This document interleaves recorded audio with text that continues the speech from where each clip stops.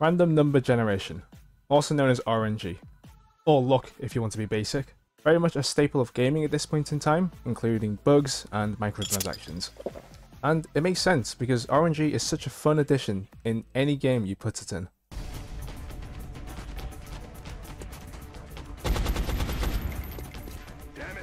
But what about a game that already has RNG in its core mechanics? Today we'll be talking about Teamfight Tactics, also known as TFT. A spin-off from League of Legends made by the small indie company known as Riot Games, who have a very good track record of dealing with their bugs. Anyway, do you ever just sit there and think to yourself, I like the RNG in this game, I want there to be more? Well, think no further. If you haven't played TFT before, there's going to be an icon in the top right hand corner of the video right now. That is going to link you directly to a different video which explains how the game works.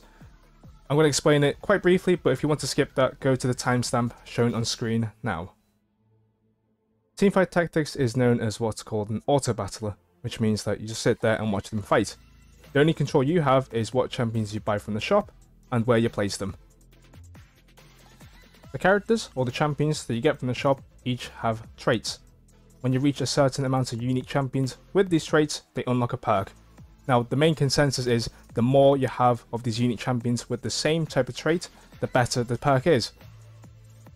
Now, this is where the heavy implication of RNG comes in. The shop where you buy the champions from is completely randomized. It's a game of having to hope that the shop gives you the correct champions. If not, you have to build and adapt a different team. And if you're stuck at that, too bad. Anyway, here's the rules. The game is literally TFT, but you choose your champions based on your dice roll. And yes, that does add another layer of RNG, which is, you know, really fun. The rules are on screen right now. I'll give you some time to read them, pause if you need to, but I'll more specifically delve into the top 2 points. If you look at the shop, there are 5 champions available to buy.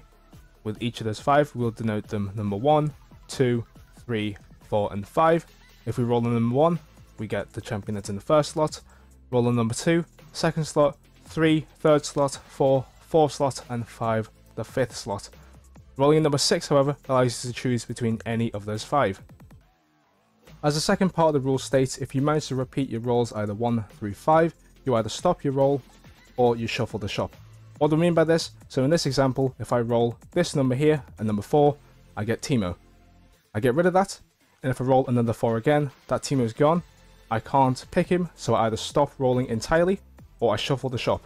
Just remember though, shuffling the shop does cost 2 gold, so it does cost you in order to do that.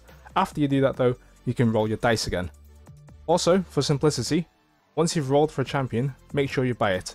Even if you don't need it, once you buy it from the shop, it disappears. So it's a good way to know which numbers you've already exhausted. Now, you're probably thinking, why am I doing this? Why am I making this harder than it should be? Do I hate myself? Yes, but that's not the point. A friend of mine introduced me into D&D, and because of that, I've found that I've got a problem with buying dice. I'm pretty sure I have more dice than I've been in sessions, but to be fair, I've not been in that many sessions, so it's not that bad. I don't think, at least. But yeah, I needed an excuse to actually use the dice. Even then, it is only the D6, but we're making progress. Here are some of the containers I use for my dice collection. This one in particular has the logo of the company I normally buy from, and that is Beholder's Gaze, which I highly recommend. And inside it holds space for 2 sets of dice. In one of the purchase, I bought it with a test tube. The test tube is able to hold 1 more set of dice. And it got to the point where I started buying more and more. I needed more space, and I thought to myself, Pringles can.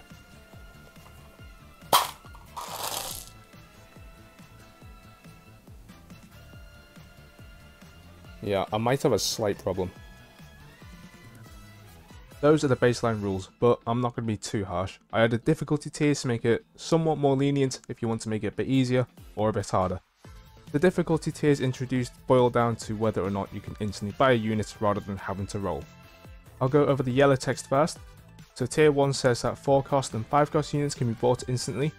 Meanwhile, tier 2 says only 5 cost units can be bought instantly. Tier 3, however, says there are no exceptions. Every champion you want in the shop, you have to roll for it. Moving on to the green text.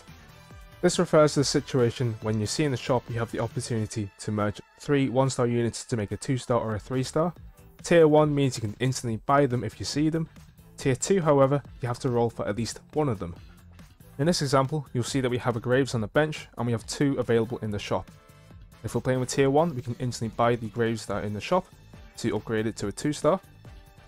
If we're playing with Tier 2, however, we have to roll for at least either a 2, a 5, or a 6. Again, Tier 3, there are no exceptions. If you see it in the shop, it has to be rolled for. The only small tidbit is the situation when the entire bench is full, and the game allows you to automatically buy them. That is allowed. I've had a couple of games using these rules and they're a bit hit or miss, I'm not going to lie. We want to get a 1, we get a 4. 1. 2! 2 again! So, it might be a better idea to stick to these rules up until a certain threshold, such as a HP threshold like 60 HP, or a certain stage, like 4 or 5.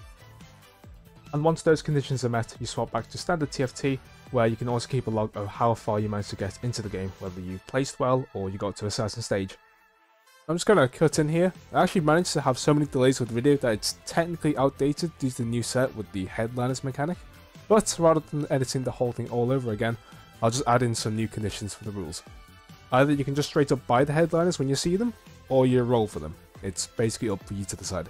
Also, because TFT has a small penguin as its mascot, I decided to try to draw one with varying degrees of success. I mean, look at this one.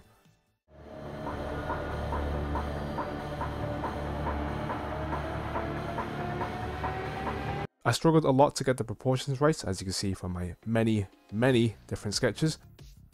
Here are some quick drafts I drew of the TFT arena. After that, I decided to put everything together, and this is the final version of the draft. And finally, here's the final version without the TFT logo on top of it. Bonus points if you know what the TFT arena is referring to. The worst part is, the penguin's not even a main part of the thumbnail, it's literally off to the side by itself. So realistically, it was kind of pointless. Overall, it would be interesting to see how other people perform on this, especially with these restrictions. I am by no means a good TFT player. I managed to place in Iron, I'm currently in Bronze, still trying to learn most of the traits and compositions, but it would be pretty cool to see how other people would play this, especially if they know the sets better than I do. Oh, please, if you give us Gangplank, that'd be pretty big. I still have no idea what his ability actually does, by the way. Reaver King. What the hell is that?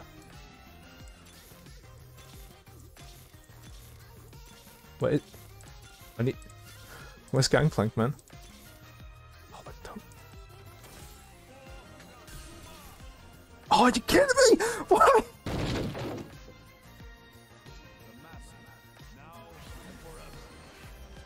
Okay, in this game we'll be using the tier 2 difficulty in an actual ranked game.